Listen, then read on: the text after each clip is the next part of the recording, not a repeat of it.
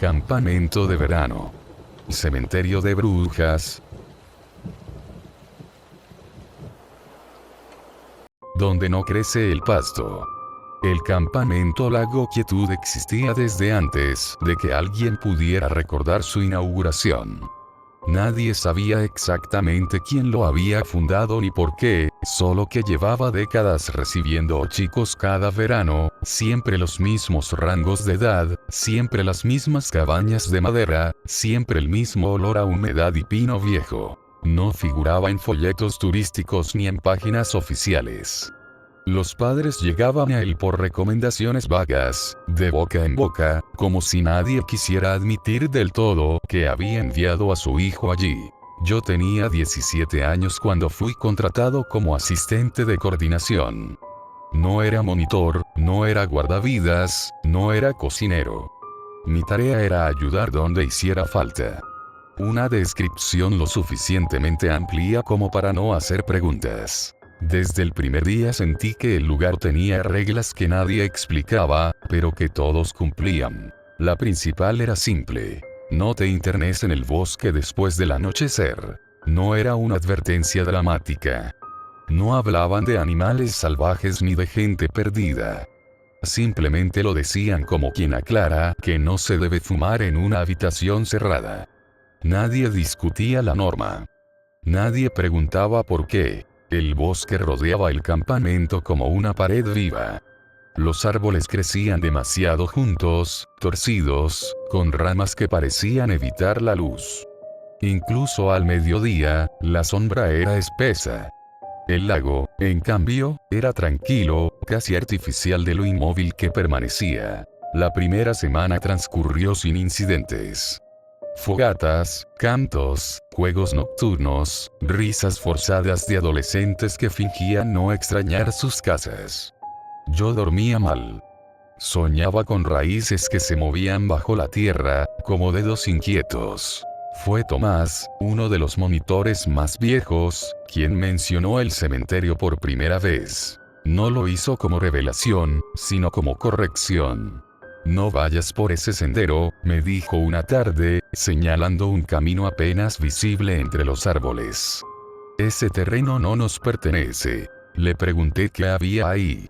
Tardó unos segundos en responder, como si evaluara cuánto podía decir sin romper algo. Un cementerio antiguo. De mujeres. Nada más. Esa noche busqué el sendero. No por curiosidad morbosa, sino porque sentía que el bosque me observaba con una paciencia que no era natural. Caminé solo unos metros. El aire cambió. El silencio se volvió más pesado, como si el sonido se hundiera antes de llegar a mis oídos. Vi el primer símbolo tallado en un tronco. Un círculo incompleto atravesado por 3 líneas torcidas. No era vandalismo moderno. La madera había cicatrizado alrededor del grabado. Di media vuelta. A la mañana siguiente, uno de los chicos, Lucas, no apareció para el desayuno. Tenía 12 años, callado, inteligente, de esos que observan más de lo que hablan. Dijeron que se había desorientado durante una excursión previa y que probablemente estaría cerca del lago. Activaron el protocolo de búsqueda con una eficiencia ensayada, como si no fuera la primera vez. Lo encontraron al atardecer, sentado al borde del bosque. No estaba herido. No estaba llorando. Simplemente miraba fijo hacia los árboles. Cuando le preguntaron qué había pasado, respondió con una sola frase. Ellas me pidieron que vuelva. Esa misma noche, Lucas fue retirado del campamento. Sus padres llegaron en silencio. Nadie los vio hablar con la dirección. Nadie volvió a mencionar su nombre. Yo empecé a anotar cosas en un cuaderno. No hechos aislados, sino patrones. Lugares donde el pasto no crecía. Zonas donde las brújulas fallaban. Canciones que los chicos tarareaban sin recordar dónde las habían aprendido. El cementerio no aparecía en ningún mapa. Un día, mientras ayudaba a limpiar el depósito, encontré una caja metálica oxidada. Dentro había documentos viejos, cartas, fragmentos de diarios. Todos hablaban del mismo tema con palabras distintas. El acuerdo. Las mujeres enterradas en ese terreno no eran brujas en el sentido folclórico. No lanzaban hechizos ni volaban. Eran parteras, curanderas, mujeres que sabían demasiado en una época que no toleraba ese tipo de conocimiento. Fueron ejecutadas, enterradas juntas, sin marcas individuales. El pueblo que existía antes del campamento desapareció con el tiempo, pero el terreno permaneció intacto. Nadie construía sobre él. Nadie lo araba. Nadie reclamaba esa tierra. Hasta que alguien decidió hacer un campamento.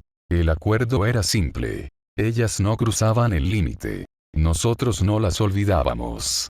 Cada verano, algo debía recordarlas. No con rituales evidentes, sino con presencia. Con voces jóvenes. Con nombres nuevos. Entendí por qué el campamento nunca cerraba del todo. Por qué siempre había chicos.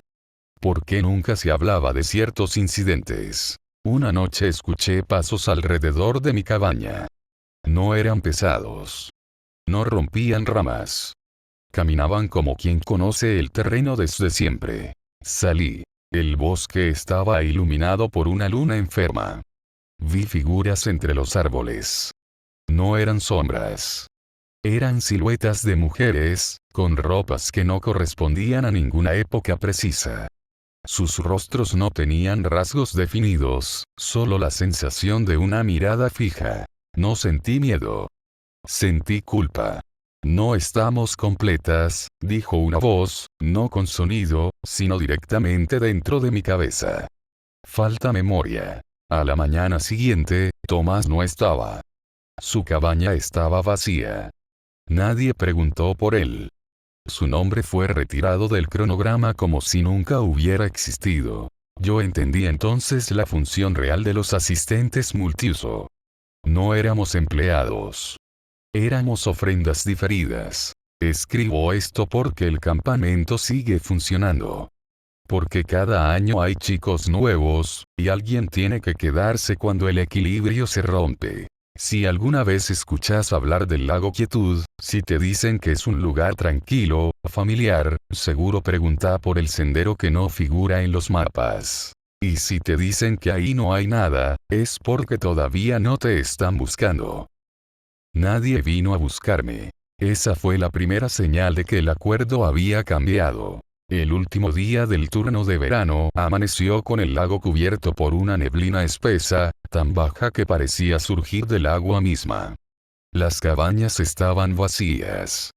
No había chicos, no había monitores, no había voces humanas.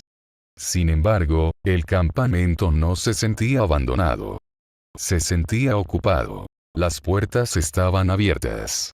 Las camas hechas. Las fogatas limpias, como si alguien hubiera pasado la noche ordenándolo todo. Yo seguía ahí. Intenté irme. Junté mis cosas, cargué la mochila y caminé hacia el camino de salida.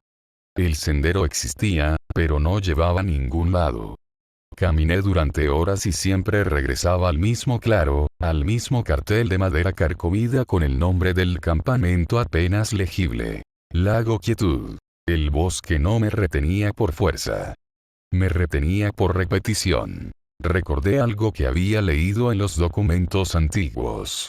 La tierra no castiga, la tierra insiste. Decidí ir al lugar que había evitado desde el primer día. El sendero sin mapa. Esta vez no hubo cambio brusco de temperatura ni silencio antinatural. El bosque me dejó pasar con una docilidad inquietante, como si mi presencia fuera esperada. A cada paso, los árboles parecían más viejos, más bajos, más retorcidos. El suelo era blando, oscuro, y olía a hierro húmedo. El cementerio no tenía lápidas. Solo círculos de tierra hundida, dispuestos en filas imperfectas. No había nombres. No había fechas. En el centro, una extensión más grande, donde el pasto no había crecido jamás. Me arrodillé. El suelo estaba tibio. No buscamos venganza, dijo la voz. Buscamos continuidad. Las figuras emergieron lentamente. No salieron de la tierra. Se separaron de ella, como si siempre hubieran sido parte del paisaje. Vi manos manchadas, uñas rotas, marcas en los cuellos. No eran espectros violentos. Eran restos de una decisión colectiva que nunca fue reparada. Nos llamaron brujas para no escucharnos, dijo otra. Nos enterraron juntas para que nuestras historias se anularan. Comprendí entonces el verdadero sentido del campamento. No era un lugar de sacrificio directo. Era un dispositivo de dilución. Cada verano, las voces jóvenes, las risas, los nombres nuevos, se superponían a los recuerdos antiguos. El ruido tapaba la memoria. El acuerdo se mantenía mientras nadie recordara demasiado. Pero algo había fallado. Los chicos ya no escuchan como antes, dijo una tercera voz. Los adultos ya no enseñan el silencio. Me mostraron escenas. No como visiones místicas, sino como recuerdos prestados. El pueblo original. Las mujeres siendo señaladas. El miedo disfrazado de justicia. Vi a Tomás, joven, llegando al campamento décadas atrás. Vi cómo aceptó quedarse. Vi cómo su nombre se fue borrando lentamente de todas partes, incluso de su propia mente. Él cumplió su parte, dijeron. Ahora te toca a vos. Pregunté qué significaba eso. La respuesta fue simple. Alguien tiene que recordar sin irse. Volví al campamento al anochecer. La neblina se había disipado. Las cabañas ya no estaban tan ordenadas. Había marcas de uso reciente. Un cuaderno sobre una mesa que no era el mío. Lo abrí. Era mi letra. Relataba hechos que yo todavía no había vivido. Días después, llegaron los primeros chicos del nuevo turno. Bajaron del micro riendo, cargados de mochilas, ajenos a todo. Me miraron como si siempre hubiera estado ahí. Uno de ellos me preguntó desde cuando trabajaba en el campamento. Hace varios veranos, respondí. Y lo dije convencido. A veces, por las noches, alguno se despierta y camina sonámbulo hacia el bosque. Yo los detengo antes de que crucen el límite. No con gritos. No con miedo. Con palabras suaves, como se calma a alguien que sueña. Ellas observan desde lejos. El pasto sigue sin crecer en ciertos lugares. Los símbolos reaparecen aunque los borremos. El acuerdo ya no es el mismo, pero todavía se sostiene. Escribo esto porque recordar duele, pero olvidar destruye. Si alguna vez llegas a este campamento y ves a alguien que parece demasiado acostumbrado al silencio, no le preguntes su nombre. Probablemente ya no lo tenga. Y si escuchas voces desde el bosque, no respondas. Todavía están contando lo que nadie quiso escuchar.